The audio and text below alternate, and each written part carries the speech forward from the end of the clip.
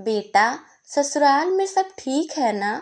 दामाद जी का, तेरे सास ससुर का, सबका व्यवहार कैसा है? नवविवाहित बेटी रिया पहली बार मायके आई तो माँ साधना जी ने पूछा। हाँ माँ, सब ठीक है, बेटी बोली। कोई परेशानी हो तो मुझे बता सकती हो। साधना जी फिर बोली। वो मम्मी, वहाँ पर ऑटोमेटिक गैस चूल्हा नहीं है, वही पुराने फैशन का चूल्हा है। मुझसे वहाँ खाना नहीं बनता। मम्मी जी से बोला था, वो बोली भी जल्दी दूसरा मंगा देंगी, पर तब तक परेशानी झेलनी होगी। रिया मुंह बनाते हुए बोली। साधना जी उस वक्त चुप रही, पर शाम को जब बेटी वापस ससुराल आई तो मेरी बेटी छोटी सी चीज के लिए परेशानी क्यों झेले? गैस चूल्हा रिया के हाथ में देते हुए साधना जी बोली और बेटी को गले लगा लिया। रिया भी खुशी खुशी वापस चली आई। ससुराल में सास के पूछने पर उसने कहा, मम्मी ने दिलाया है, तो सास चुप हो गई। कुछ दिन बाद रिया अपने मायके कुछ दिन रहने आई। बेटा, गैस चूल्हा सही काम कर रहा है ना? अब तो कोई परेशानी नहीं है? साधना जी ने चाय नाश्ते के बाद बेटी से पूछा। हाँ मम्मी, ठीक है, पर वहाँ माइक्रोवेव नहीं है जो खाना झटपट गर्म कर जाए। बार बार गर्मी में गैस के आगे खड़े होकर ही सब काम करने पड़ते हैं। रिया बोली। बेटा, इस माइक्रोवेव को भी गाड़ी में रखवा लो। रिया जिस दिन वापस जा रही थी, उस दिन साधना जी बाहर से आई और ऑटो रिक्शा से माइक्रोवेव उतारते हुए बोली। पर मम्मी, ये आपने क्यों खरीदा? रिया माइक्रोवेव देख के बोली।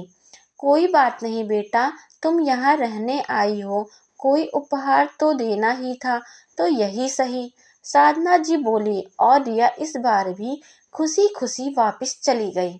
साधना, मुझे लगता है तुम्हें माइक्रोवेव नहीं देना चाहिए था। साधना के पति श्रीकांत बोले। अरे, अपनी इकलौती बेटी को ऐसे कैसे परेशान होने दे सकती हूँ मैं छोटी सी चीज के लिए? साधना जी ने कहा और अंदर चली गई। बेटा, दिवाली आ रही है, सबके उपहार तो हमने खरीद लिए हैं, तुम्हें कुछ चाहिए तो बताओ। साधना जी ने बेटी से फोन पर कहा। वो मम्मी, यहाँ फ्रिज छोटा है और पुराना भी, अगर हो सके तो। रिया ने अपनी बात अधूरी छोड़ दी। चलो बेटा, मिलते हैं दिवाली पर। साधना जी ने ये कहकर फोन कट कर दिया। दिवाली के तोहफों के साथ एक डबल डोर फ्रिज लेकर साधना जी और श्रीकांत जी बेटी के घर पहुंच गए थे। ऐसे ही वक्त गुजरता गया और रिया अपने घर में कुछ न कुछ चीज की कमी का रोना रोती और साधना जी तुरंत वो चीज उपलब्ध करवा देती। श्रीकांत जी अपनी पत्नी को बहुत समझाते, पर वो बेटी के मामले में उनकी एक न सुनती। आज रिया की शादी की दूसरी सालगिरह है। साधना जी और श्रीकांत जी बेटी के ससुराल जाने की तैयारी कर रहे थे कि रिया वहां आ गई। मम्मी पापा, पुलकित, रिया के पति को एक गाड़ी खरीदनी है जो 10 लाख की है। उसके पास 5 लाख तो हैं। क्या आप 5 लाख आप दे सकते हैं? हम जल्दी ही वापस लौटा देंगे। रिया बोली। पर बेटा, गाड़ी तो हमने दी ही थी तुम्हें तुम्हारी शादी में, फिर अब दूसरी क्यों? श्रीकांत जी बोले। पापा, वो सस्ती वाली है, पुलकित को लेटेस्ट मॉडल चाहिए। रिया चहकते हुए बोली। लेकिन बेटा, इतनी बड़ी रकम का इंतजाम तो मुश्किल है। 40-50 हजार की बात होती तो अलग बात थी। अब तुम्हारे पापा भी रिटायर हो गए हैं। साधना जी बोली। रिया नाराज होकर घर से चली गई। उसे लगा उसकी मम्मी पापा पैसा देना नहीं चाह रहे हैं। पापा को रिटायरमेंट का पैसा तो मिला होगा, जबकि वो नहीं जानती थी कि रिटायरमेंट के पैसे से उसकी शादी के कर्ज में चले गए। रिया, बेटा तुम वापस क्यों आ गई हो? सब ठीक तो है ना? 2 दिन बाद बेटी को दरवाजे पर देख साधना जी चौंक पड़ी। वो मम्मी, पुलकित नाराज है।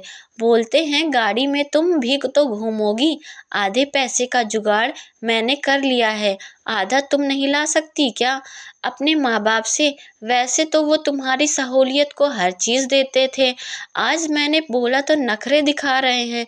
अपने घर जाओ और पैसे लेकर लौटना। रिया ने रोते हुए सारी बात बताई। बेटा, ये तो दामाद जी ने बहुत गलत किया। 10-20 हजार की चीज़ और 5 लाख रुपए में जमीन आसमान का अंतर है। साधना जी तनिक रोष में बोली। पर मम्मी, बाद में लौटा देंगे ना आप, प्लीज अभी दे दो ना पैसा। रिया बोली। बेटा, पैसा है कहाँ, सब तो तुम्हारी शादी के कर्ज चुकाने में खत्म हो गए। हम खुद अपना गुजारा पेंशन से कर रहे हैं। मैं अभी दामाद जी से बात करता हूँ इस बारे में।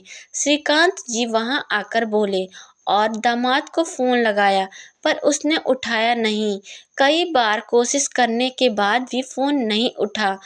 पापा, वो नाराज है, अगर पैसे नहीं मिले तो वो मुझे घर में नहीं घुसने देंगे। रिया रोते हुए बोली। साधना जी और श्रीकांत जी ने बेटी को दिलासा दिया और शाम को बेटी को लेकर उसके ससुराल पहुंचे, पर वहां ताला था।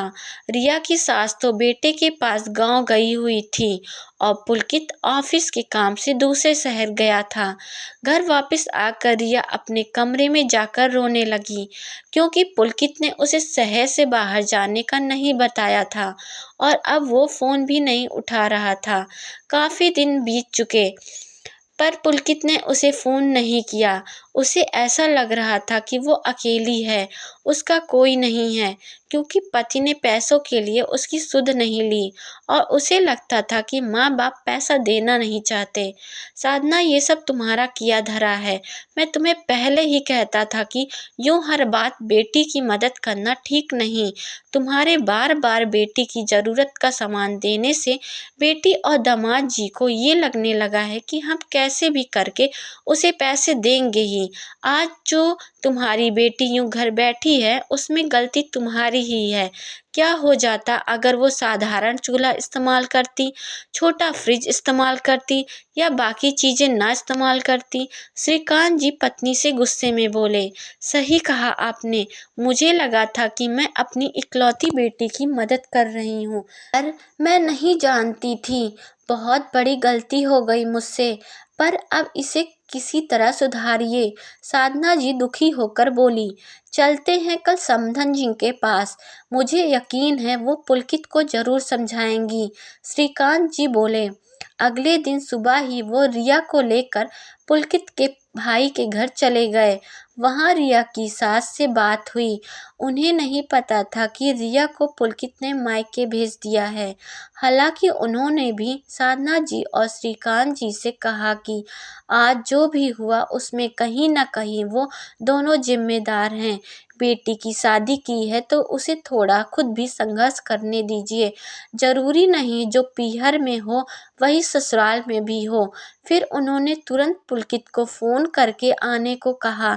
शाम तक पुलकित आया और माँ की डांट पड़ने पे उसे अपनी गलती का एहसास हुआ और वो रिया को साथ ले गया। साधना जी और श्रीकांत जी अपनी समधन का शुक्रिया अदा करते नहीं थक रहे थे। उनकी समझदारी से बेटी का घर फिर से बस गया। दोस्तों, ऐसा अक्सर होता है, बेटी को ससुराल में थोड़ी भी परेशानी हो या किसी भी चीज की कमी हो, माता पिता तुरंत दिला देते हैं। जरूरत बाद में आदत बन जाती है और बेटी दामाद अनावश्यक मांगे करने लगते हैं, जिनको पूरा न करने की दशा में बेटी को परेशानी भी झेलनी पड़ जाती है या रिश्तों में खटास आ जाती है। बेटी को उपहार देना गलत नहीं है, पर हर बार उसकी छोटी छोटी जरूरतें पूरे करना बच्चों को उनके सहारे की आदत पड़ जाती है। आपने बेटी की शादी की है, अब उसका सुख दुख में साथ दीजिए, पर कुछ परेशानियों का सामना खुद भी करने दीजिए। आपको यह कहानी कैसी लगी, कमेंट करके जरूर बताएं।